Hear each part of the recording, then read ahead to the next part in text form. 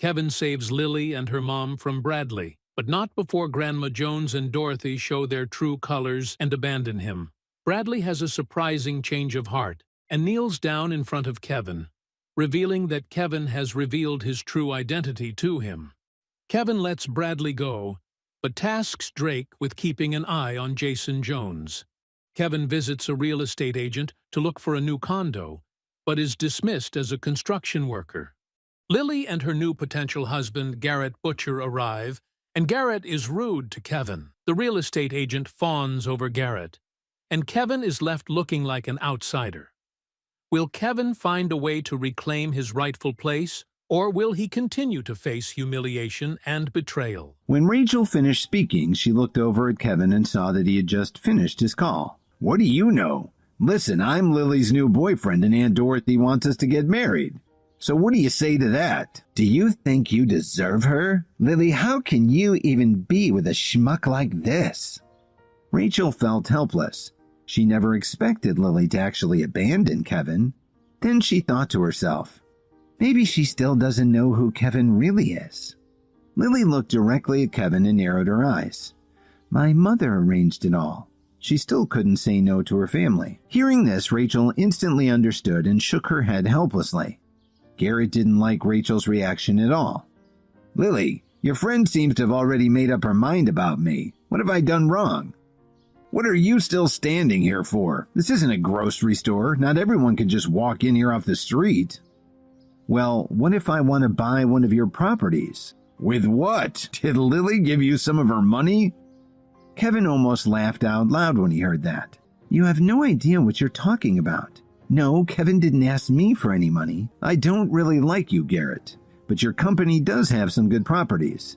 You know, I think I'll buy the best one of your listings. Since you're the manager here, you can probably answer this. Which one is the best?"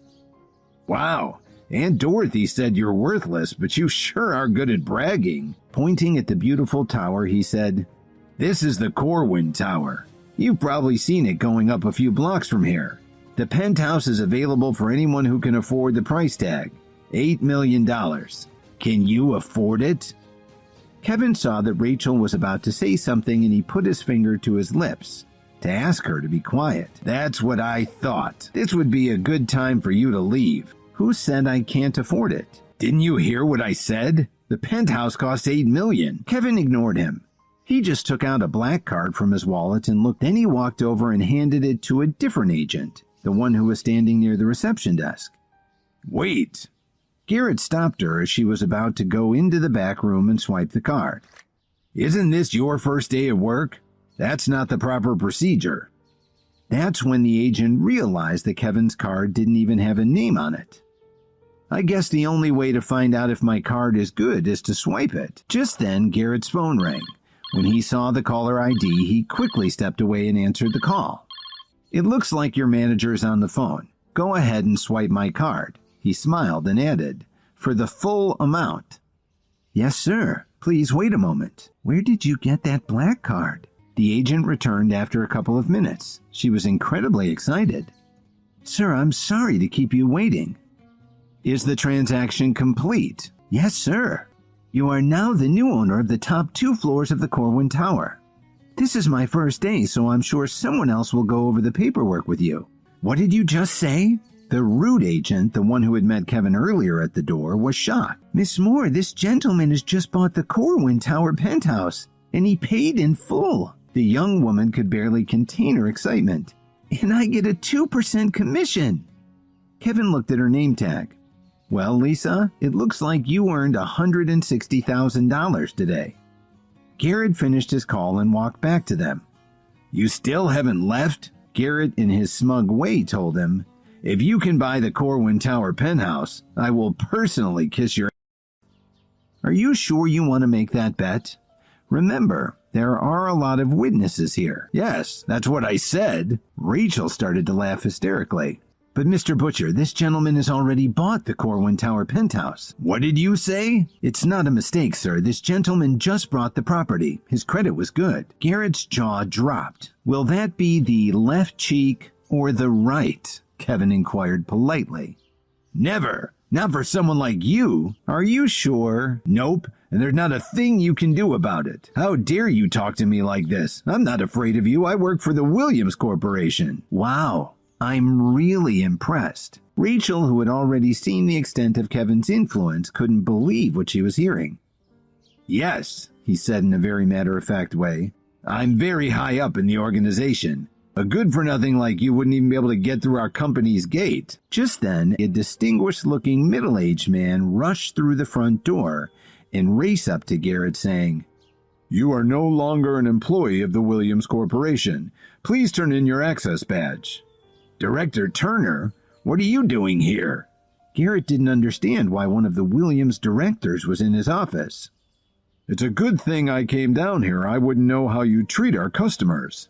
Lily, who thought that Turner was about to turn his wrath on Kevin, stepped between them and said, "Director Turner, please don't misunderstand. Kevin didn't deliberately cause any trouble here." Turner knew that Kevin liked to keep a low profile.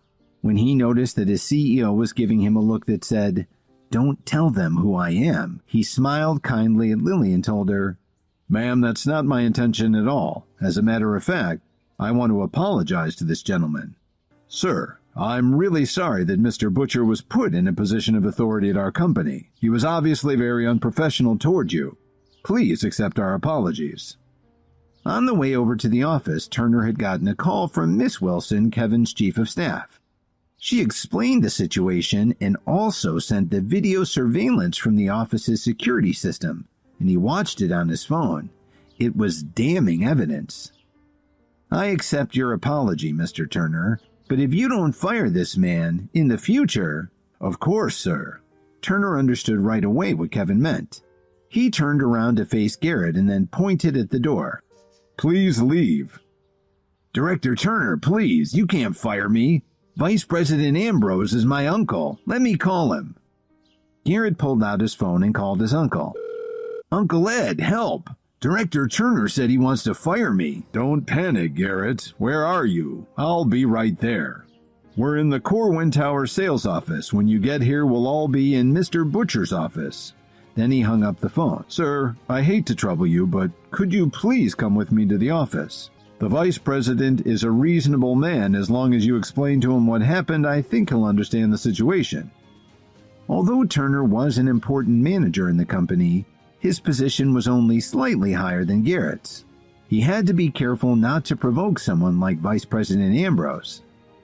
"Edward Ambrose?" Kevin asked. "That's him," Turner nodded. Kevin looked over at Lily and then walked towards the elevator with Turner and Garrett. "Rachel, do you think something will happen to Kevin?" "Don't worry, Kevin will be fine." The elevator stopped on the 14th floor where Garrett's office was located. "Director Turner, I advise you to leave before my uncle arrives. You're only a regional manager and there's no need for you to lose your job over this." "Garrett, do you really think your uncle can save you this time?" "I sure do. My uncle is the vice president of the company. He can easily fire you. If you want my advice, you shouldn't help this nobody. Remember, my uncle also has the power to promote you." "Does Edward Ambrose really have so much authority in Williams Media?" Kevin asked. "Do you know my uncle?" Kevin ignored his question. "It seems like the company isn't as well organized as I thought. I really don't know what Lily sees in you. I don't care what you think. And don't forget, she's still my wife. And one more thing, you don't get to call Lily by her name." "You're nobody. You couldn't hold a candle to me." "That's enough, Garrett." "Director Turner, my uncle will be here soon." When his uncle arrived, he planned to have him make Turner apologize. "How dare you fire me, especially in front of my employees? You won't get away with this," Garrett thought to himself. A few minutes later, the office door opened forcefully. In a deep, arrogant voice, Garrett's uncle Ambrose snarled, "Mark Turner, how dare you fire one of my employees?" "Uncle Ed, thanks for getting here so fast." Then Garrett lied about what had just happened in the sales office downstairs. As Ambrose listened to his nephew's story, his eyes fell on Kevin. "So this horrible situation is all your fault?" "What did you say?" "How dare you talk to me like that? You sure have a lot of nerve." "You'd be surprised at how much nerve I've got." "Who do you think you are? Nobody said you could sit down." Turner could only shake his head. Since Ambrose was already here, it meant the whole thing was out of his hands. "There's no quarrel between us, Mr. Turner, wouldn't you agree?" Before Turner could say anything, Garrett whined. "But Uncle Ed, he said he wanted to fire me." "Is this true?" "Yes, Uncle Ed, not only did he say he wanted to fire me, he embarrassed me in front of all the customers and even my employees. I told him you're my uncle, but he still wouldn't listen. He obviously doesn't have any respect for you." "Mr. Ambrose, I've seen the surveillance footage from the showroom. It proves that this whole mess is entirely Garrett's fault. If you let me show it to you, you'll see that the company has no choice. There's another choice that you seem to have ignored." Ambrose pointed toward the office door and said, "Mark Turner, as vice president of Williams Media, I must inform you that you have been terminated." Garrett smiled broadly as he saw the look of dejection on Turner's face. "Turner, I told you this would happen, but if you make this worthless piece of crap apologize to me, I'll ask my uncle to keep you in the company." "Mr. Ambrose, you're quite an executive." "Who said you could speak? There's nothing you can do about this, and your buddy Turner can't do anything either." "What are you asking for?" When Garrett heard this, he smiled, thinking that Kevin was afraid. "It's simple," he said. "All I want is an apology. Apologize for being a worthless piece of crap." "Garrett, that's enough." He couldn't possibly let Kevin be humiliated like this and then report back to his director. "Turner, this is none of your business. To tell you the truth, I've never liked you. You know what? You can apologize too." "Are you sure you want to continue to let him do whatever he wants?" For some reason, when Ambrose looked into Kevin's eyes, he felt extremely uneasy. "Didn't you hear what I said?" In a flash, Kevin turned around and defended himself by pushing Garrett away. "How dare you hit me? You'll pay for this. Remember, the Butcher family didn't get its reputation for taking from people like you." "Young man, aren't you going a little too far?" Ambrose asked Kevin. "Why don't you go downstairs and ask all the witnesses who's going too far?" "It looks like this isn't going to end peacefully." "I'm curious. How do you expect it to end?" "It's quite simple. You're going to apologize to Mr. Butcher, then you're going to give him an additional $75,000 to compensate him for all the trouble you've caused," Ambrose declared. Turner opened his mouth to complain, but Ambrose slapped him on the cheek before he could say anything. "You have no voice here. You are no longer a Williams employee. If you don't leave now, I'll call security and have you thrown out." "Mr. Ambrose, do you always hit employees during company meetings? You know, HR frowns on this kind of behavior." "If you can hit my nephew, then I can slap Turner. Now apologize and give my nephew his compensation. Otherwise, you won't like what happens next." "Uncle, finish him off!" Garrett shouted angrily. Then he took out his phone and made a call. "Mr. Foster, where are you? Someone else is threatening to beat me up. Hurry up and bring some of your men to my office." After Garrett finished speaking, he hung up and turned to Kevin. "Now you're gonna get your legs broken." "Well, you can try." Garrett made a fist and started to take a swing at Kevin. But before he could even hit him, Kevin gave him a hard slap in the face. Kevin was surprised at how hard he had hit Garrett. He was only going to give him a slap to bring him back to his senses, but he was feeling a lot stronger than usual. "You shouldn't have done that." "Did you like that? That's how you hit Turner just now." Turner stared at Kevin blankly. He was starting to see that there was more to Kevin than meets the eye. Ambrose made another call to Foster. "Where are you? Get up to Garrett's office right away." "So, it looks like you plan to beat me to death, Mr. Ambrose." "Apologize now or you won't make it out of here in one piece. You only have these two options." "What if I don't choose either one?" At that moment, the office door opened. A very professional-looking woman walked in, followed by a group of executives in suits. She spoke to Ambrose directly. "Well, Mr. Vice President, are you working hard today?" Ambrose forced a smile when he saw her. "Miss Wilson, what brings you here today?" Since Kevin hadn't been showing up to work much lately, Ambrose had taken advantage of the situation and passed along a lot of his work to Miss Wilson. She didn't even look at Ambrose, but instead walked straight over to Kevin. "Sir, I'm sorry I'm late," Miss Wilson said as she gave Kevin a very sincere handshake. Miss Wilson, what did you just call him? Mr. Ambrose, this is the new chairman of the Williams Group. When Ambrose saw Kevin staring at him like that, he became furious with his nephew for putting him in this position. He turned around and slapped him right in the face. Look at all the trouble you've caused. Do you still want the CEO to apologize to you? Sir, my nephew has made a serious error in judgment. His behavior is inexcusable. Please, let me handle this. Well, that takes care of Mr. Butcher.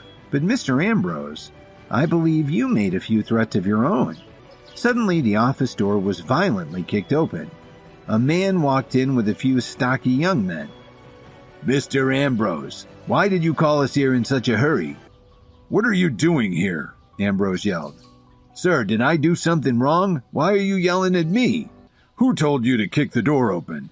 And why did you bring so many men in here? Foster didn't know how to answer. He'd only rushed over because Ambrose's call sounded so urgent. I'm fine. This is a simple misunderstanding. Please take your men and leave. Foster shook his head in confusion and left with his men. Then Ambrose walked to the door and slowly closed it. Sir, Ambrose began to speak in a much more respectful tone as he walked back. I don't want anything like this to happen again. So, Mr. Butcher, are you still going to have my legs broken? I'm sorry, sir. I didn't know who you were, Garrett said in defense of his actions. So this is how you apologize? Ambrose was disappointed in his nephew, but Garrett understood what Kevin meant. After taking a deep breath, Garrett struggled to stand up. Mr. Williams, I'm sorry. Please forgive me. Kevin turned to Miss Wilson and said firmly, Edward Ambrose is demoted but will continue to work in the company. His original position will be taken over by Mark Turner. Garrett Butcher is terminated. After giving her these instructions, Kevin left the office without even looking back. When he got to the first floor, Lily and Rachel were still waiting for him. Are you all right? This was the first time he could remember Lily showing so much concern for him. Of course I'm fine. Vice President Ambrose, who works for Williams, came over to find out what had happened. Then he apologized to me. Where have you been for the past 2 days? I found a job, he explained. The salary is pretty good and it also provides food and lodging. That's pretty good. A smile suddenly appeared on Lily's face. At the same time, Lily felt a great sense of relief. She was starting to feel that Kevin was finally willing to make progress. Kevin, don't you plan to come home? She wasn't sure why she'd said this.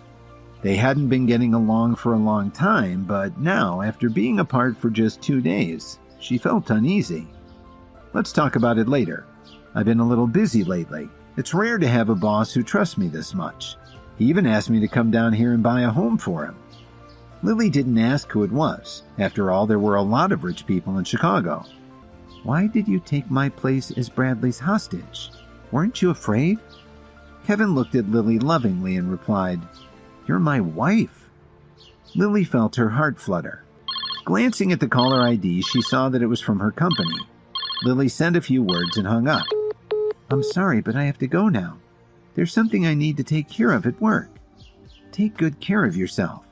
You take care of yourself too. See you in a few days. Kevin was happy that his last conversation with Lily had gone so well. Now that he was the owner of the penthouse at Corwin Tower, he needed to spend a few days buying everything he needed. After he'd arranged everything, he had a little free time. So he called Lily early in the morning. Hi, Kevin. When are you coming back? She asked. She didn't even give him a chance to answer. I'll be waiting for you at home. Lily hung up the phone with a smile. Why are you letting that guy come back? Didn't he abandon you? Dorothy looked at Lily, who was sitting on the sofa combing her hair, and said, I went to a lot of trouble to introduce you to Garrett Butcher. How did that go? Don't ask me again. I'm not going to divorce Kevin. Dorothy continued her tirade. Let me ask you this. During the 3 years you and Kevin were married, were you ever happy? Can he give you the life you want? Dorothy's complaining was interrupted by the sound of an engine out in the street. She looked out the window and was astonished to see Kevin getting out of a brand new sports car. Dorothy looked at Kevin in shock and then looked at the sports car parked outside. Kevin? Dorothy asked in disbelief. Kevin nodded slightly at Dorothy. Lily looked at the sports car parked in front of the house. She wasn't sure what to make of it. That's my boss's car. Because I'm taking the day off, he lent it to me. She just glared at Kevin and went into her room. So, we're not getting a divorce? Kevin asked Lily with a smile. That depends on how things go, Lily said very calmly. Kevin didn't say anything else. No matter what decision Lily ended up making, he would respect her wishes. When he thought about it, Lily had always put a lot of pressure on him. Lily looked over at Kevin a couple of times. For some reason, she was starting to blush. I'm going to head upstairs to rest. Kevin followed her upstairs. After he entered the bedroom, he saw how messy it was. It looks like no one has cleaned in a few days. He began tidying up. Dorothy walked in and saw Kevin cleaning like everything was back to normal. She angrily took out her phone and dialed Garrett's number. Aunt Dorothy, what do you want? His voice wasn't very warm. Dorothy didn't pay any attention to that and got straight to the point. Garrett, did you have a nice date with Lily? How are you guys getting along? Dorothy's tone was extremely gentle, as if Garrett had already become her son-in-law. Garrett sounded very anxious. Aunt Dorothy, I think Lily and Kevin are a match made in heaven. I don't want to come between them. This really surprised Dorothy. What are you talking about? Kevin's nobody compared to you. Aunt Dorothy, I'm absolutely serious. If you see Kevin again, please tell him I said hi. You can also tell him that I wish him and Lily many years of happiness. Dorothy looked at her phone with a confused expression on her face. Garrett, is there something wrong? No, Aunt Dorothy, there's nothing wrong. Nothing at all. I still have some work to do, so I have to get going. Bye. Then he immediately hung up the phone. Dorothy angrily threw her phone onto the bed. She really didn't understand what was going on with Garrett. She was certain that he had said that he was interested in Lily. Suddenly, there was a knock on the front door. Dorothy frowned slightly and walked over to answer it. She opened the door and Rachel walked in. Hi, Rachel. Please have a seat, Dorothy said with a smile. She turned around and shouted upstairs. When Lily walked downstairs, she sat down on the sofa next to Rachel and started chatting with her. Dorothy shouted upstairs again, Kevin, what are you doing? Come down here. When Rachel heard this, her smile turned into a look of surprise. Is Kevin home? Ever since Rachel found out who Kevin really was, she didn't dare to come over and visit Lily. The night before, when she was talking to Lily on a video call, she found out that Kevin hadn't been home in a few days, so she figured it was safe to come over and hang out with her friend. She certainly didn't expect Kevin to actually be there. He just came back today. Lily didn't notice the change in Rachel's expression. Just as Rachel was about to find an excuse to head home, she saw Kevin walking slowly down the stairs. When he saw Rachel, he gave her a slight smile. Oh, don't leave so soon. Why don't you stay a little longer? I really have something to take care of, so I've got to run, Rachel said apologetically. Okay, we won't keep you. She looked at Kevin and then back at Rachel and asked her, How did you get here? I didn't see your car. It's in the shop, Rachel forced a smile. I'll just take a cab or something. You don't need to pay for a ride. Kevin's got his boss's car today. He can drive you home. Rachel looked at Dorothy in surprise. Didn't she know who Kevin really was? That's too much trouble. I'll be fine. Rachel was on the verge of tears. Rachel, why are you being so polite to him? He'll only hang around here and do nothing. He pulled his keys out of his pocket and said, It's no problem, Rachel. Let's go. At this point, Rachel had no choice. She grabbed her purse, said goodbye to Lily and Dorothy, and headed out the door with Kevin. As she got in, she noticed that Kevin's new car. After a few minutes, Rachel said timidly, You can just drop me here, Kevin. I can really take a taxi home. Kevin steered with one hand while he adjusted the stereo with the other. What did you just call me? Have you forgotten already? Boss, Rachel said softly. That's better. Kevin smiled and said, Don't be so nervous, Rachel. As long as we're already out, I might as well drop you off at home. Anyway, I don't have anything else going on today. Thank you, boss, Rachel said. Kevin laughed and turned onto Michigan Avenue. While he was waiting for a traffic light, he heard a voice in the car next to him. Isn't that Kevin? So you're driving a fancy sports car now? Kevin looked over and saw that it was Jason. I see you found a lovely rich woman to support you. And who is this pretty lady? Because Jason was making so much noise, the pedestrians who were waiting to cross the street heard everything. This was pretty frustrating for Kevin, and he started to lose his temper. But Rachel, who had been sitting calmly in the front passenger seat, got even more angry than Kevin. The traffic wasn't moving at all, so she opened the car door and walked over to Jason's window. Suddenly, everyone heard a loud slap. You actually hit me? Do you know who I am? Jason was a little surprised. The young woman who was sitting in Jason's car was also shocked. She said to Rachel, This is one of the most important people in the Jones family. So what? What are you going to do about it? Rachel glared at Jason. Because Jason had no class, he said loudly, Not only does this beauty have a hot body, she also has a hot temper. She really ought to be with me.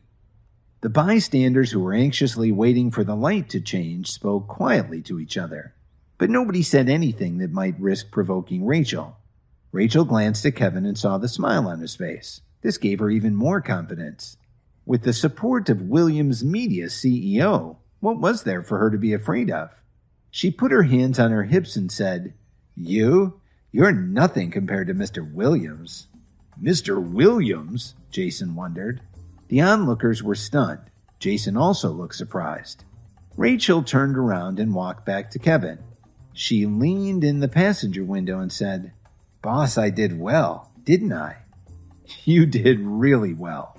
Kevin smiled with satisfaction. Boss, it's backed up all the way to Lakeshore Drive. You don't have to take me home. I don't want to waste your time. I'll go a few blocks west and catch a ride. Don't worry about me. Okay. Be careful, Kevin nodded slightly. Rachel reached in, took her purse off the front seat, and crossed the street. The onlookers broke up pretty quickly when the light changed and the traffic was able to inch forward. As the car started to move, Jason yelled at Kevin, Lily's going to hear about this. Have you already forgotten the lesson that Drake taught you? Kevin reminded him. The lane opened up in front of Kevin, so he put the accelerator down and jumped forward, finally ending the conversation. Lily must have pulled some strings to buy him a sports car with our family money. Jason whined as he watched Kevin's taillights disappear ahead of him. If Kevin had heard what Jason said, he'd definitely find it funny. He just bought this car yesterday. As long as he was downtown, Kevin decided to head to his office and wait for traffic to clear. He sat down at his desk and sent Lily a text saying that he wouldn't be home that night. Just then, Miss Wilson walked into the office with 2 small boxes. She put them on the large meeting table and said, Mr. Williams, these were sent over by President Wright at West Chicago International and Mr. Cook from the Whistler Hotel. They said they're a gift for you. Adriana and Mitch? Kevin put down his phone. What could this be? He wondered. Yes, sir, Miss Wilson nodded.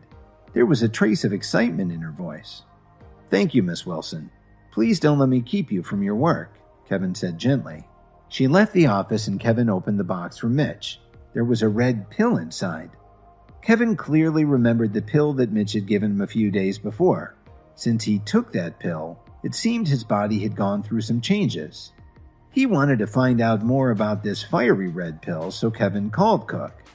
Mitch, are you busy right now? No, I'm not. What's up, my friend? Cook had a sense of urgency in his voice. Did you just send me another pill?